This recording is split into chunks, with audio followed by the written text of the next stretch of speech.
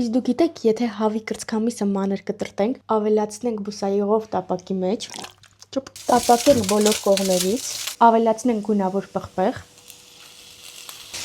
համեմունքներ, ալյուր, կաթ,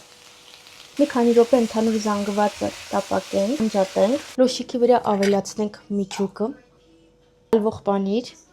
1, 2, 3, 4, 5, թաթախենք բոլոր կողմերից ձվի մեջ, պաքսիմատի մեջ, ավելացնենք պանիր, տեղափոխենք ճարպաջեռոց,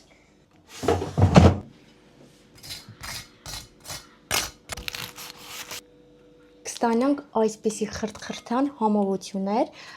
բրդունջներ կամ անունը դուք կարող եք մեկնաբանությունում գրել, հոտը ուղղակի իսկ հիմա փորձարկենք։ Վաու, անկեղծ, նրա համար չեմ ասում, որ ես եմ սարքել 10-ից 10 անսահմանություն, շատ համեղարգ է, չմոռանաք կիսվել ընկերների հետ և հետևել էջի նոր բաղադրատոմսերը բաց թողնելու համար։